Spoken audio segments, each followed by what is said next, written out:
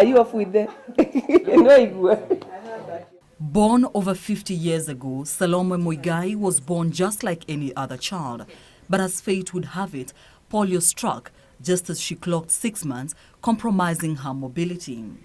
Though too young to have the condition deter her, Muigai credits her parents, who she says played a critical role in shaping her future.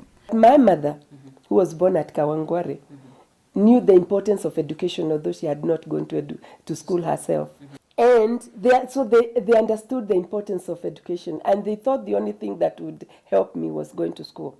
Hazil saw her play a critical role in the formulation of the Bill of Rights that protects the rights of persons living with disabilities, as well as fighting for their welfare.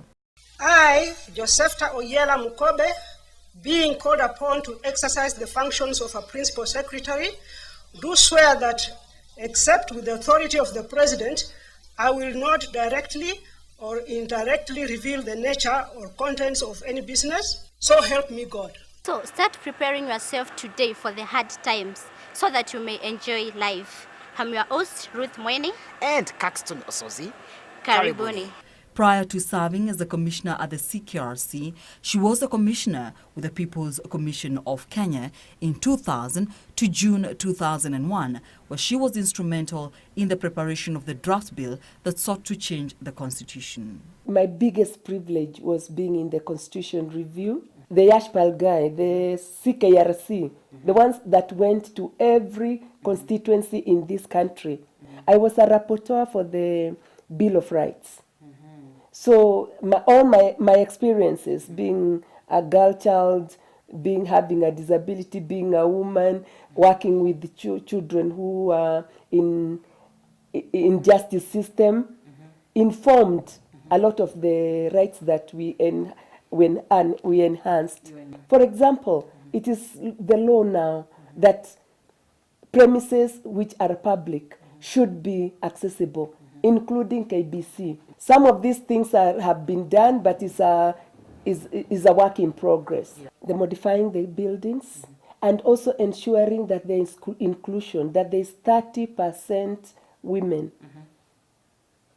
and they are the youth and the people with the disabilities. That this country has the face of itself. That you look at our institutions and you can see the face of Kenya. She boasts of several publications, including The African Girl Child, A Multiple Challenge, The Break of a New Dawn, and The Woman of Kenya, and Constitution-Making Process. Her big heart evident in her 10 years service at Kabete Approved School, where she impacted and influenced the lives of children who many deemed as rejects. At her home, where she now involves herself in social and development consultancy, her modesty is manifest. And despite her busy schedule, she remains dedicated to her family. She is a mother of 7 children, but does she have someone special besides her children? I later on got another son. From the 6th, I got a 7th one. So that has also been a very fulfilling role for me, as well as bringing up my sister's 6 children. So all that has been very enriching for me. So I may have missed marriage.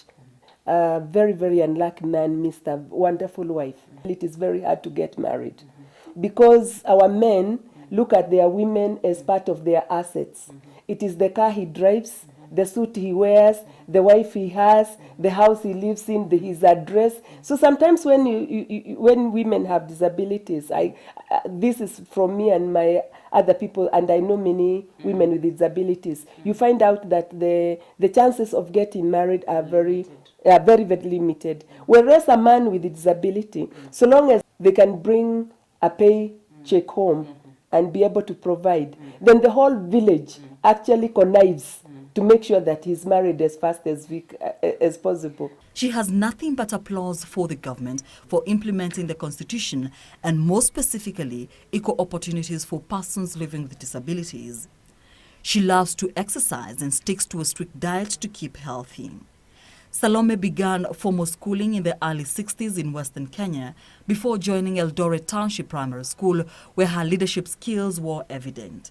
I had a wonderful teacher called Mr. Isaiah Mtanyi, who realized very early that I also had some leadership skills. So rather than telling me, watoto kimbieni mshike gate, he would call me in and say, can you come and put the books, put the books on the desk and arrange where the different groups were going to sit.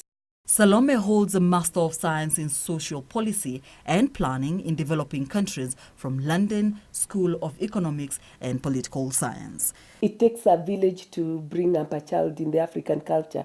When that child has a disability, it might take a county.